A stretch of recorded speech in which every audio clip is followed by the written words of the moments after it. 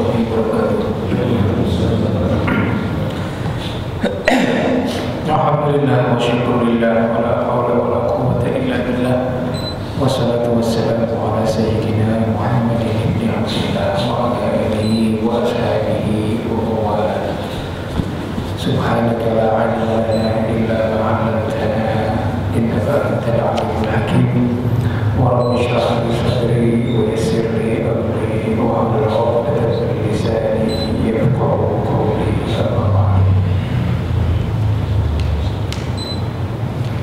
Baik Bapak Ibu sekalian yang dirahmati Allah Subhanahu wa taala, alhamdulillah kita berjumpa lagi dalam majelis silaturahim ini mengenai jadwal ke depan. Saya serahkan kepada Pak Dwi sama Pak Anda bagaimana, karena rencananya malam Ahad ini sebenarnya Pak Nur tadinya diminta ya, cuma karena beliau juga belum siap untuk misi malam Ahad ini, jadi diserahkan kembali ke saya. Cuma memang untuk misi hari Ahad malam Senin, saya kebetulan ada jadwal ke pesantren, tapi 2 minggu sekali, jadi menjemput anak. Nah biasanya pulang dari pesantren itu dari sana sekitar 10 maghrib. Biasanya saya maghrib di jalan, tapi nyampe rumah itu udah isya, lewat isya. Nah itu 2 minggu sekali. Jadi saya bilang sama Pak Alwi, sama Pak Ustadz Nur, kalaupun tahu saya ngisi tiap hari Ahad, itu kemungkinan ya paling ketemunya 2 minggu sekali gitu, karena saya ke pesantren 2 minggu sekali gitu. Baik Bapak Ibu sekalian yang dirahmati Allah Subhanahu wa taala, pada kesempatan hari ini, malam ini kita akan membaca nasihat dari kitab Nasihatul Ibad, yaitu bab Al-Usyari, yaitu bab 10 nasihat yang diwasiatkan oleh Rasulullah SAW dan para sahabat. Kita awali dengan nasihat Rasulullah SAW, di mana beliau bersabda, "Ashratun min hadhil ummah, ayat al-ummatul Muhammadiyah, hum kuffar billahi al-aliyyil azim wa yazunnuna annahum al-mu'minun." Jadi Rasulullah SAW bersabda bahwa di antara umatnya, umat Nabi Muhammad itu ada 10 golongan atau ada 10 jenis karakter manusia, ada 10 jenis pekerjaan yang membuat mereka itu sebenarnya dikategorikan kafir, tetapi mereka mengira bahwa mereka itu adalah orang mukmin. Jadi ada 10 jenis manusia, mereka mengaku sebagai seorang mukmin, padahal sesungguhnya mereka itu bisa dikategorikan kafir. Nah kita harus tahu, mudah-mudahan kita nggak termasuk di dalamnya, dan saya yakin kita tidak ada yang masuk di dalamnya. Yang pertama adalah al-qatil li muslimin aw dhimmiyin bi ghairi haqq. Yang pertama adalah orang yang membunuh sesama muslim atau dhimmi. Dhimmi itu adalah kafir atau orang non-muslim yang tinggal di negara Islam dan dia berkomitmen untuk setia kepada negara Islam. Kita namanya kafir, kita katakan namanya kafir dhimmi. Jadi yang pertama kali itu adalah orang yang membunuh sesama muslim, dan termasuk membunuh kafir dhimmi atau orang kafir yang meminta perlindungan kepada pemerintahan Islam bi ghairi haqq, tanpa hak, ya, tanpa dilandasi oleh sebuah kebenaran. Jadi membunuh sesama muslim itu termasuk dalam kategori kafir atau minimal al-kabair, dosa besar yang mendekati kepada kekufuran. Itu yang pertama. Kemudian yang kedua adalah wasahir, yaitu orang yang melakukan kegiatan sihir. Orang tukang teluh, tukang tenung, walaupun dia mengaku muslim, ya. Jadi kegiatan-kegiatan yang mendekati kepada kegiatan atau aktivitas sihir itu termasuk kufur. Kemudian yang berikutnya adalah wad-dayyuth alladzi la yagharu ala ahlihi. Ad-dayyuth itu orang yang mungkin kalau boleh dibilang sekarang itu orang moralless, orang yang moral etikanya dalam urusan ini tuh tipis. Di sini dikatakan adalah orang yang tidak menaruh rasa cemburu kepada keluarganya, kepada istrinya, kepada saudara perempuannya, kepada anak perempuannya. Ad-dayyuth ini dalam bahasa yang ekstrimnya, dalam tingkatan yang ekstrim itu ad-dayyuth ini sebutan juga untuk mucikari. Mucikari itu namanya dalam bahasa Arab adalah juga ad-dayyuth. Dalam strata yang paling rendah, ad-dayyuth itu termasuk kategori orang yang tidak menaruh kecemburuan kepada istrinya, kepada saudara perempuannya, kepada anak perempuannya di mata laki-laki yang lain. Termasuk dalam kategori ad-dayyuth adalah orang yang membiarkan istrinya mengenakan pakaian yang tidak menutup aurat. Termasuk juga saudara perempuannya, termasuk juga anak-anaknya. Jadi hati-hati, terkadang kita ini suka mendandani anak kita supaya kelihatan seksi, suka mendandani atau membiarkan istri kita berdandan seksi, atau saudara perempuan kita.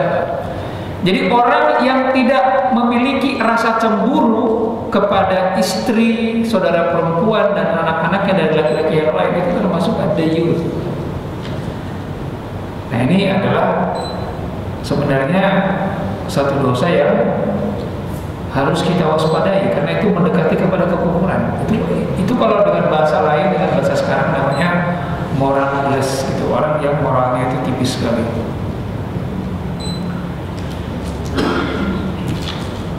Waruya annahu sallallahu alaihi wasallam qala, sebagaimana yang diriwayatkan oleh Rasulullah sallallahu alaihi wasallam, inna minal ghirati ma yuhibbullahu wa minha ma yubghidullah.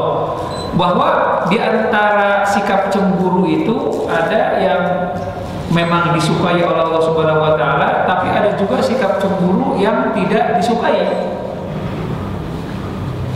Wa inna minal khuyala ma yuhibbullahu wa minha ma yubghidullah. Begitu juga dengan kesombongan. Kesombongan itu ada juga yang disukai oleh Allah Subhanahu wa taala, tapi ada juga yang dibenci. Fa ammal ghirah, hadis ini saya bahas dari sudut pandang ghirahnya saja, bukan khuyala. Fa ammal ghirah allati yuhibbuhu allati yuhibbuhu Allah taala fal ghiratu fir raiba. Ghirah atau kecemburuan yang disukai oleh Allah Subhanahu wa taala adalah kecemburuan di mana di dalamnya itu kita mulai ragu. Itu disukai sama Allah.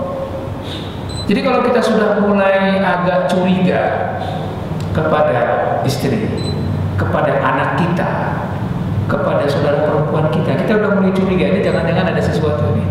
Maka kalau kita bersikap cemburu, artinya melindungi ya dari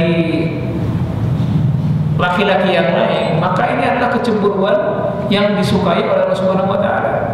Jadi jangan hati kita sebenarnya sudah mencurigai, tapi kita menganulir, mengabaikan dengan mengedepankan sikap husnuzon. Hati-hati. Jadi kalau kita sudah mulai curiga, sudah mulai ada indikasi dan lain sebagainya, maka kemudian ketika kita bersikap cemburu, ini adalah kecemburuan yang dibolehkan dan disukai oleh Allah Subhanahu wa taala, patut untuk dicemburui. Wa ammal ghiratu allati yubghiduha Allah taala fal ghiratu fi ghairi raiba. Sementara kecemburuan yang tidak disukai atau dibenci oleh Allah Subhanahu wa taala adalah kecemburuan yang tidak didasari oleh keraguan. Jadi kalau misalnya kita nggak ragu, nggak ada indikator apa-apa, kemudian kita cemburu, itu nggak boleh. Jadi harus ada indikator. Kalau menurut hukumnya KPK itu sudah ada 3 alat bukti. Nah, Jadi kalau sudah ada tiga alat bukti, patut untuk dinaikkan dari saksi menjadi tersangka. Kita pun begitu. Kalau sudah ada indikator kira-kira 3 alat bukti, mohon maaf, misalnya anak kita nggak ngomongin istri kita lah, kita udah sama-sama sepuh nih, ya, anak kita sudah mulai kalau membuka media sosialnya sembunyi-sembunyi sampai tengah malam masih begituan, sering galau. Temukan ya, kalau sudah ada 1-2 indikator dan kita sudah mulai dengan pengalaman kita sebagai orang tua, wah ini kayaknya naga-naganya nggak benar ini, maka kita patut mencemburui anak-anak kita kalau sudah begitu, ya, jangan membiarkan. Dan sebaliknya, kalau tidak ada hujan, tidak ada angin, tiba-tiba kita cemburu buta, itu tidak boleh. Jadi yang tidak boleh itu adalah cemburu buta, cemburu tanpa ada alasan yang meragukan, itu yang tidak boleh.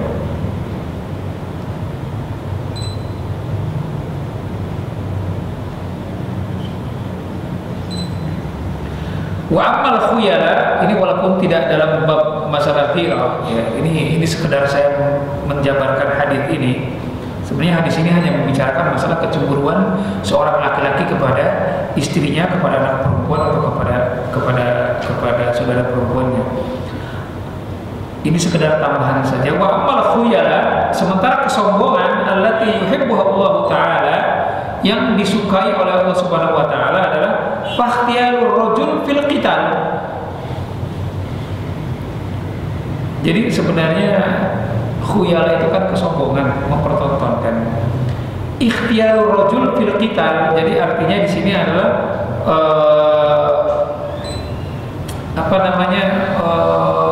menunjukkan, ini sebenarnya mungkin tidak berlaku juga pada zaman sekarang karena kita bukan lagi dalam situasi berperang. Jadi orang yang menunjukkan kontribusinya dalam peperangan dengan tujuan untuk supaya merangsang atau memotivasi laki-laki yang lain untuk turut berperang dan berjihad. Tapi ini kondisinya tidak situasional untuk sekarang, ya. Jadi ini hadis ini berlaku pada saat dimana kita ini dalam situasi darul harb atau dalam keadaan berperang. Maka khuyala, maka orang yang dalam tanda kutip menyombongkan dan berbangga diri dengan posisinya sebagai orang yang berkontribusi dalam peperangan, itu disukai sama Allah Subhanahu wa taala. Begitu juga wahtiyaruhu fis shadaqah, termasuk juga yang mempertontonkan sedekahnya, sebenarnya disukai oleh Allah Subhanahu wa taala dengan catatan untuk memotivasi, tidak untuk sombong. Makanya adab bersedekah juga sebenarnya bisa menunjukkan sedekahnya, bisa juga menyembunyikan. Ini tergantung bagaimana kemampuan diri untuk mengendalikan kesombongan. Kalau kita bisa mengendalikan kesombongan, maka menunjukkan sedekah kita kepada orang lain, memotivasi orang lain untuk turut bersedekah, itu baik. Tetapi kalau dia tidak bisa mengendalikan dirinya, kemudian nanti akan bersikap sombong, maka lebih baik itu menutupinya. Tetapi bersombong dengan sedekah dibarengi dengan kesadaran untuk bisa menahan diri agar tidak takabur, itu pun termasuk yang dibolehkan atau yang disukai malah. Wa amal khuyala allati yubghiduha Allah, sementara kesombongan yang paling dibenci sama Allah adalah fakhtiyarur rajul fil baghi wal fakhri, yaitu kesombongan orang dalam berbuat dosa. Jadi orang yang bersombong dengan dosanya.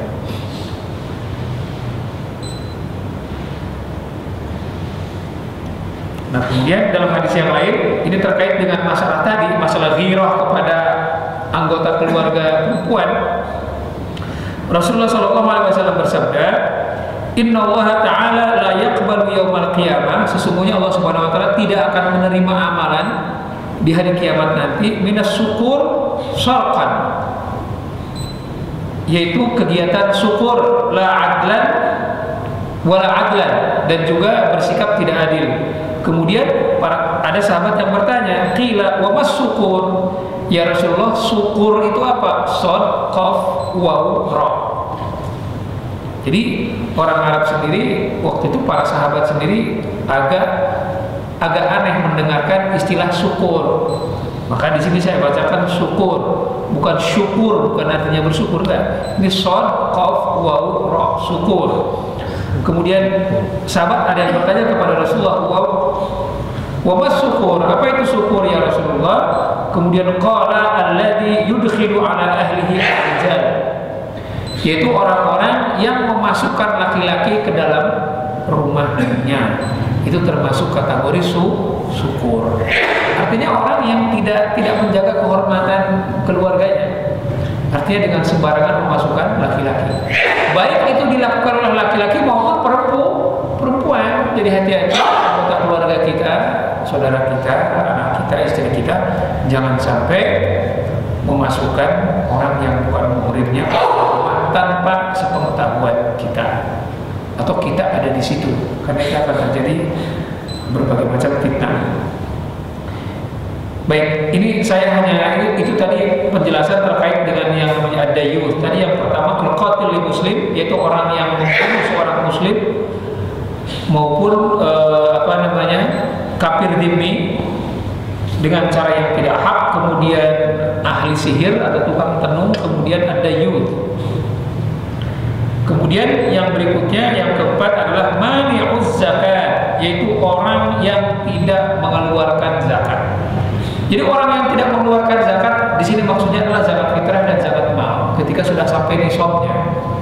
Jadi orang yang tidak mau mengeluarkan zakat itu artinya keimanannya bisa dikategorikan diragukan. Malah itu mendekati kekufuran orang yang menolak untuk mengeluarkan zakat.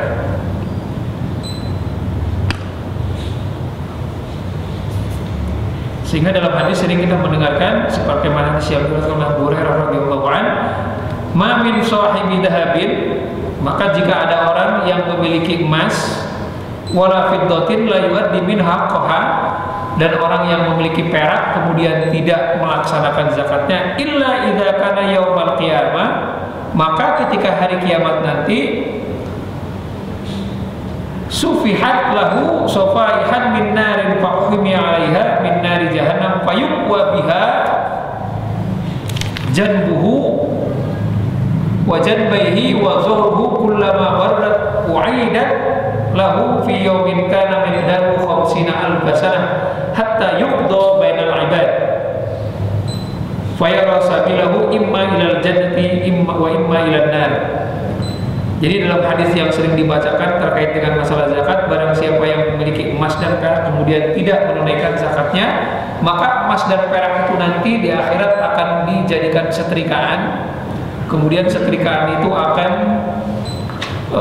menyetrika punggungnya dan anggota tubuhnya, dan ketika setrikaan itu dingin maka kembali panas lagi dan berlangsung terus menerus selama 50,000 sanah, 50.000 tahun terus menerus seperti itu. Nah sekarang gimana kalau saya nggak punya emas, nggak punya perak? Sama saja. Pada zaman dulu yang namanya harta itu lebih sering berbentuk emas dan perak selain barang ternak dan barang pertanian. Kalau sekarang kan tidak, deposito, rumah, mobil dan lain sebagainya. Maka ini termasuk yang dikategorikan mengancam keimanan seseorang dan mendekati kekufuran jika tidak menunaikan zakat. Jadi kalau kita mengaku sebagai seorang mukmin, seorang muslim, kemudian melalaikan zakatnya, maka sesungguhnya dia itu adalah kafir. Kemudian yang berikutnya adalah wasyaribul khamar, yaitu orang yang meminum minuman keras walaupun sedikit. Hati-hati ya. Jangan menyentuh sekali-kali minuman keras. Nah sekarang bagaimana dengan bahan-bahan makanan yang juga terbuat dari bahan beralkohol dan lain sebagainya ya. Nah itu babnya nanti kita bahas. Tapi yang di sini yang kita bahas adalah syaribul khamar. Nah kemudian yang berikutnya adalah Wa man wajaba alaihi al-hajj falam yahujj. Orang yang memiliki harta untuk pergi haji tetapi dia tidak pergi haji dengan sengaja, ini termasuk orang yang dikategorikan kufur. Nah sekarang bagaimana Ustaz? Ini kan persoalannya waiting list haji ini udah semakin panjang. DKI dengan Tangerang aja sudah 10 tahun. Daftar aja dulu. Jangan gara-gara waiting list panjang kemudian akhirnya nggak daftar. Nah jadi sekarang yang namanya Mekah itu sudah makin dekat Pak. Jadi yang namanya haji kalau dulu itu kan jauh Pak, waktunya makin jauh, tetapi sekarang hukum haji sudah semakin dekat. Kita kalau benar-benar berniat mau naik haji, udah ke bank aja, setor ONH berapa sekarang? 30 juta, setor aja. 30 juta kan, sisa 5 juta kan? Betul. ONH katakanlah 35 juta, kita setor 30 itu kan sudah 80% lebih. Nah, maka sebenarnya dengan kita menyetorkan ONH itu adalah kita sudah menunjukkan komitmen bahwa kita itu sudah berhaji sebenarnya. Walaupun hajinya nanti mungkin 15 tahun lagi, 20 tahun lagi belum tentu kesampaian. Katakanlah sekarang usia sudah 60 tahun baru daftar. Dapatnya tahun 15 tahun lagi. Ketika usia kita sudah 75 tahun, ya sudahlah. Kita berserah kepada Allah saja. Kalau Allah panjangkan, ya ketemulah kita dengan musim haji 15 tahun yang akan datang. Kalau enggak, paling tidak kita sudah menancapkan tonggak kita, niat kita berupa ONH itu tadi. Jadi sebenarnya itu yang saya katakan tadi, bahwa sekarang haji itu makin dekat walaupun waktunya makin jauh. Kalau zaman dulu orang kalau mau berhaji benar-benar harus berangkat. Karena apa? Tahun itu dia niat, tahun itu bisa berangkat. Makanya zaman dulu orang nggak bisa sembarangan. Hari itu dia niat berangkat haji, daftar ONH, berangkat. Kalau sekarang nggak bisa. Maka sekarang tidak ada alasan orang ketika dia punya uang saat ini kemudian tidak mendaftar ONH dengan alasan waiting listnya panjang. Udah daftar aja, waiting list nggak bakalan mendek Pak. Waiting list sudah makin panjang, nggak bakalan makin pendek. Jadi orang yang memiliki harta untuk berhaji kemudian tidak berhaji, tidak melaksanakan ibadah haji, maka ini sudah mendekati ancaman kekufuran.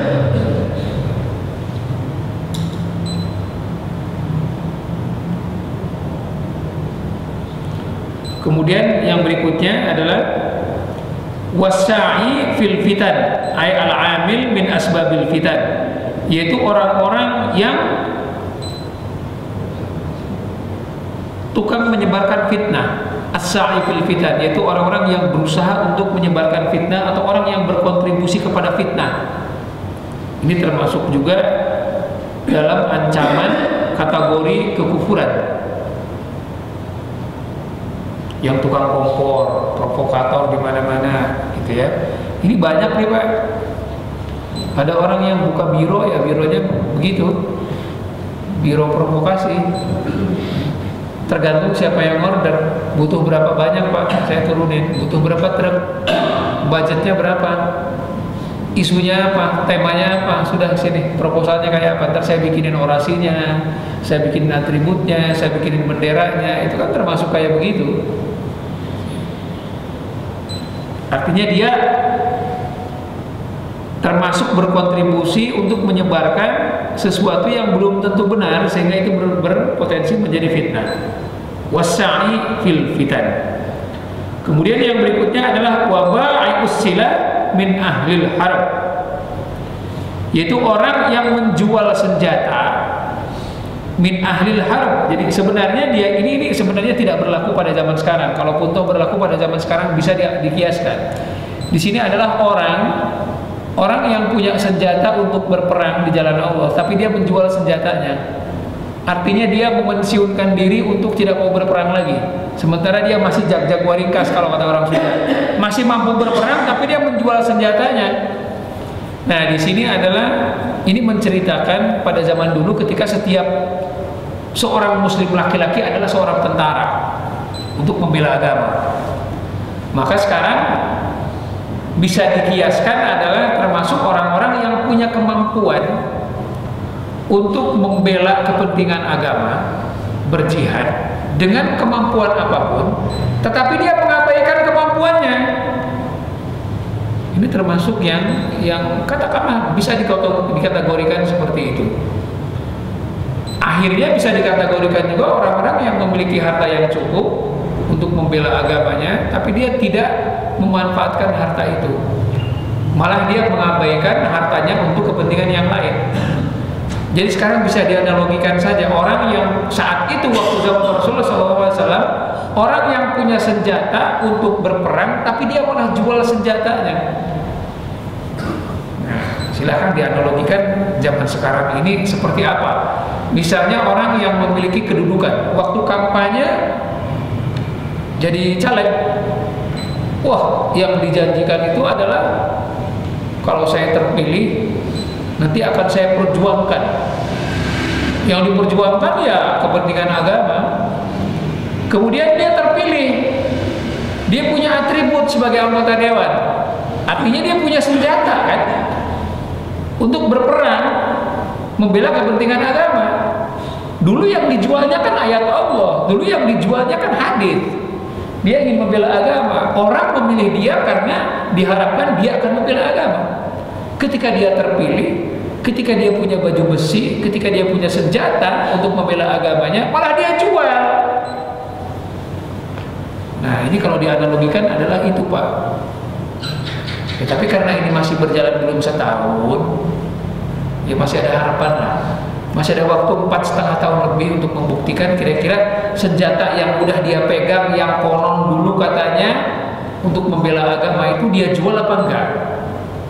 Kan banyak tuh Pak ya, partai-partai Islam ketika kampanye dia mengumandangkan ayat-ayat agama dan berjanji ingin membela agama. Ketika sudah jadi, dijual Pak senjatanya, dijual kedudukannya, dijual otoritasnya untuk membela agama, untuk kepentingan sendiri. Nah ini walaupun katakanlah secara eksplisit, secara zahir hadis ini mungkin tidak berlaku, tapi kalau dikiaskan sebenarnya masih berlaku, gitu Pak ya. Kira-kira banyak. Nah ini itu yang menjual senjata. Kemudian yang berikutnya adalah, nggak ada anak kecil ya, wanaqihul mar'ah min duburiha, yaitu orang yang mendatangi istrinya dari belakang. Hah? Gimana? Bukan jadi mendatanginya dari belakang beneran Pak, bukan lewat belakang tapi ke depan, bukan. Itu kan kalau lewat belakang tapi masuknya di depan itu kan hanya positioning aja Pak. Tapi ini masuknya di belakang. Kisain di luar tadinya antengnya ketawa sekarang. Hah? Zolim nggak boleh Pak. Itu kan istri sendiri, walaupun istri sendiri. Itu apalagi orangnya. Nah, jadi maksudnya dari belakang itu dari pintu belakang, bukan dari belakang tetap ke depan, enggak, dari pintu belakang itu nggak boleh. Kemudian wanaqihu dzati rahimin mahram, orang yang menikahi muhrim, itu juga nggak boleh. Menikahi muhrim itu misalnya apa ya? Sepupu ya, sepupu satu ibu kan nggak boleh kan ya. Sepupu dari laki-laki apa dari perempuan? Dari perempuan yang nggak boleh. Dari bapak. Oh, sepupu dari bapak itu yang nggak boleh. Misalnya saya menikah dengan sepupu saya, tapi bapak kita kakak beradik. Iya, bapak dia. Iya nggak boleh ya. Oh, itu ya. Ya. Iya, betul. Ya. Yang wajib wali di situ. Nah, baik, ini adalah 10 dosa yang atau 10 kalangan atau golongan yang mengaku diri seorang muslim tetapi sesungguhnya dia bukan seorang muslim jika melakukan salah satu dari 10 tadi yang saya katakan.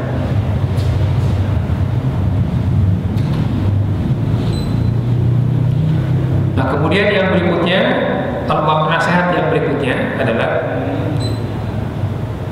dari hadis Rasulullah SAW, la yakunu al-'abdu fis samai wala fil ardi mu'minan hatta yakuna wusulan. Tidak dikatakan atau tidak dikategorikan seorang hamba baik di langit maupun di bumi. Ini artinya adalah baik ketika dia hidup maupun ketika dia sudah mati, gitu ya. Mu'minan hatta yakuna wusulan, sehingga dia menjadi wusulan. Wusulan itu maksudnya apa? Mutalattifan linnas. Jadi artinya dia bersikap baik, bersikap sopan kepada manusia yang lain. Jadi seorang hamba tidak dikatakan atau tidak dimasukkan ke dalam kategori mukmin kalau dia tidak termasuk orang yang mutalattifan. Mutalattifan itu bersikap baik kepada sesama manusia. Wusul itu artinya mutalattif. Wala yakuna wusulan hatta yakuna musliman. Dan dia tidak dikategorikan sebagai orang yang wusul atau orang yang bersikap baik kepada sesama manusia hatta yakuna musliman, sampai dia menjadi seorang muslim. Nah, muslim di sini apa? Ayat munqadan wala yakunu musliman hatta yaslaman nasu min yadihi wa lisanihi. Jadi keislaman seseorang itu diukur dari selamatnya saudara dia dari keburukan tangan dan lisannya. Jadi kalau orang mengaku sebagai seorang muslim, maka keislaman dia itu diukur sikap dia masih ngerugiin orang atau tidak. Itu kira-kira. Al-muslimu man salima akhuhu min lisanihi wa yadihi. Seorang muslim itu dikategorikan sebagai seorang muslim, benar-benar muslim kalau saudaranya itu selamat atau tidak terancam baik dengan lisan maupun tangannya. Ini kalimatnya memang rada berputar-putar, maka dengan kalimat yang sederhana adalah seorang muslim itu nggak mungkin merugikan orang lain, itu maksudnya. Ya. Di sini adalah tidak dikatakan muslim. Akhuhu itu orang yang dianggap dia saudara. Kalau kita menganggap orang non muslim yang baik itu sebagai saudara kita, gitu. Maka dalam hadis ini dikatakan man yaslamun nas, itu manusia yang lain. Jadi termasuk non muslim di sini.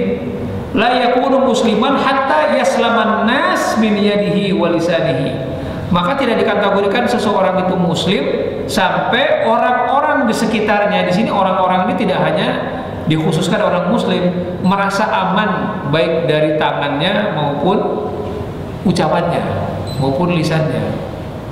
Jadi kalau orang sudah tinggal di sebuah daerah, kemudian orang-orang di sekelilingnya itu sudah mulai merasa gerah, nah ini jadi repot, Pak. Ada nggak Pak yang begitu, Pak? Ada. Jadi kalau seorang muslim tinggal di lingkungan dia, kemudian tetangganya merasa gerah, merasa nggak enak, apa yang disikapi, apa yang diomongin pasti jadi masalah. Nah ini keislamannya ini diragukan, ya, status keislamannya ini diragukan, nggak sempurna orang muslim yang seperti itu. Wala yakunu musliman hatta yakuna aliman. Dan seseorang tidak dikatakan muslim hatta yakuna aliman, sampai dia benar-benar memiliki ilmu, ya ilmu tentang agama.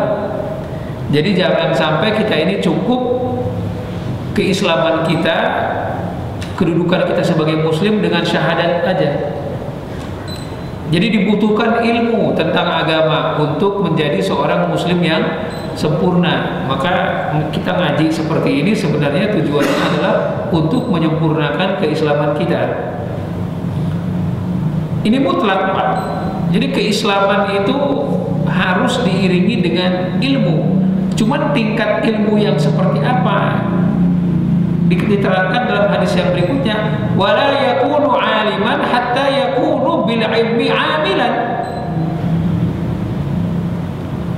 Ilmunya yang seperti apa? Ilmu yang diamalkan, bukan banyaknya.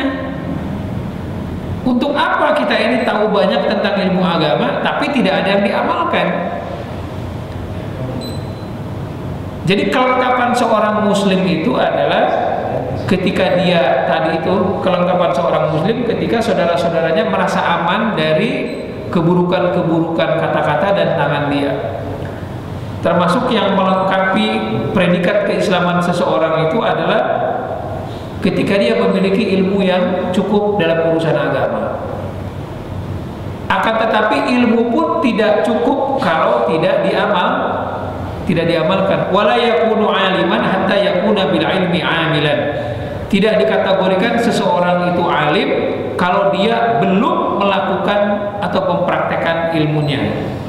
Yang namanya amil di sini bukan menyampaikan.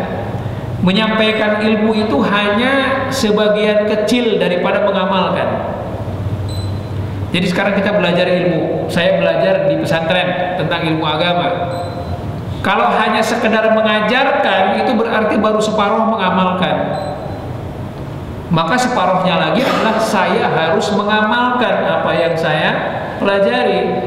Mengajarkan itu hanya sebagian kecil daripada mengamalkan ilmu, nggak cukup.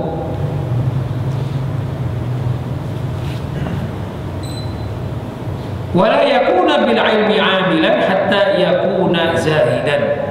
Dan seorang pengamal ilmu pun tidak dikategorikan benar-benar pengamal ilmu sebelum dia bersikap zuhud. Zuhud itu artinya adalah menundukkan kepada urusan dunia. Maksudnya tidak menundukkan diri kepada urusan dunia. Artinya bukan tidak terlalu, orangnya tidak materialistis. Jadi seorang muslim dan mukmin yang berilmu dan mengamalkan ilmunya, kalau dia tidak zuhud, tidak sempurna. Jadi itu predikatnya ya. Naik. Jadi orang itu harus berperilaku baik kepada sesama. Itu yang pertama, yang paling basic, berperilaku baik kepada sesama. Kemudian orang-orang di sekeliling kita merasa aman dari keburukan-keburukan kita. Kemudian kita memiliki ilmu dan kita mengamalkan ilmu, kan naik tuh Pak. Perilakunya baik, omongannya baik, kelakuannya baik, memiliki ilmu, mengamalkan ilmu. Tapi dibutuhkan sebuah sikap yang lebih dari itu, yaitu kezuhudan. Zuhud itu artinya adalah tidak menundukkan sikap kita kepada dunia. Artinya tidak materialistis. Wala yakunu zahidan hatta yakuna wara'an. Dan seseorang tidak dikategorikan seorang zuhud kalau dia tidak wara'. Nah, jadi kalau dikatakan zuhud itu lebih tinggi daripada wara' atau tidak? Tidak. Wara' lebih tinggi daripada zuhud. Kalau zuhud itu hanya menundukkan diri, hanya tidak menundukkan diri kepada urusan dunia. Tapi kalau wara' lebih tinggi lagi Pak. Wara' itu termasuk dalam kategori orang yang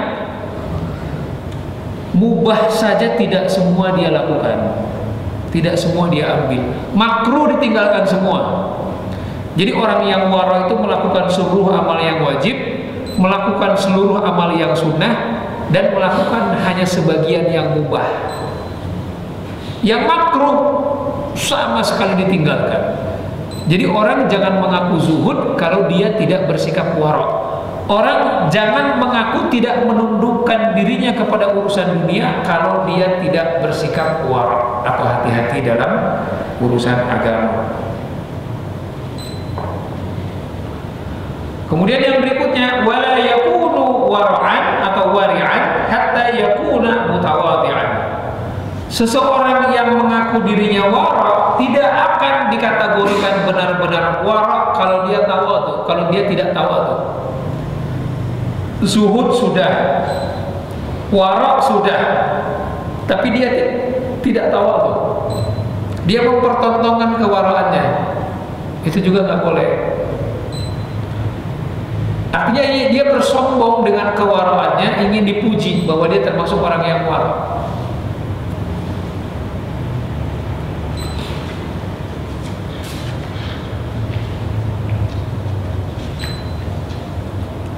Ini sudah dicontohkan sendiri oleh Rasulullah SAW.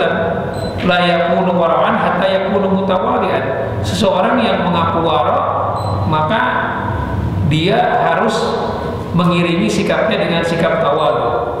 Wa Anas bin Malik qala, sebagaimana yang diriwayatkan oleh Anas bin Malik, kana Rasulullah SAW ya'udul marid, bahwa Rasulullah SAW sebagai seorang pemimpin, sebagai seorang nabi, sebagai seorang tentara, sebagai seorang komandan perang, ya'udul marid, dia masih mengunjungi orang yang sakit. Wa yushayyi'ul janaiz, masih mengantarkan jenazah ke kuburan. Wa yarkabul himar, masih naik ini apa namanya? Masih naik keledai. Wa yujibu da'watal abdi, dan masih memenuhi undangan seorang hamba, seorang budak. Rasulullah itu zuhud, Rasulullah itu wara, Rasulullah itu berilmu dan dia mengamalkan ilmunya, dan Rasulullah juga adalah orang yang sangat tawadhu. Padahal yang namanya pemimpin kabilah pada saat itu, Pak, kenapa dikatakan di sini yarkabul himar? Kenapa dikatakan di sini yarkabul himar? Yaitu naik keledai. Karena pada saat itu yang naik keledai itu cuma rakyat kelas jelata, Pak. Pemimpin sekelas Rasulullah minimal naik kuda dan didampingi oleh berbagai macam pengawal, atau naik onta yang pakai karavan. Saat itu yang namanya pemimpin kabilah itu naiknya itu onta kemudian dikerodongin, kan suka ada tuh di gambar-gambar ya.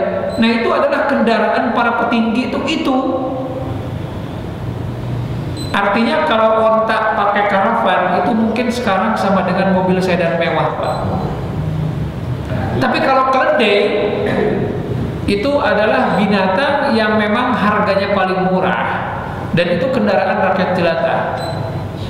Kalau sekarang motor, Pak, motor. Saya dulu motor, Pak. Motornya motor mungkin sekelas di bawah Mio sedikit lah, gitu ya. Vespa, Pak. Vespa, motornya Vespa. Nah, saya dulu pengalaman, Pak. Dulu waktu sekolah, waktu mahasiswa, itu tempat asrama saya itu jauh dari kampus, bukan asrama. Jadi saya ngekos. Ngekosnya itu lumayan. Jadi tahun kedua saya ngekos agak jauh, sekitar hampir 3 kilo lah. Tapi jalan kaki ke kampus. Nah, terus ada pasar yang bukanya itu seminggu sekali. Saya kalau belanja itu di pasar yang bukanya itu seminggu sekali karena murah. Nah, pulang dari pasar bawa belanjaan itu nyewa keledai. Jadi keledai itu kalau disewain udah sama ininya, sama apa namanya, keranjang kanan kirinya.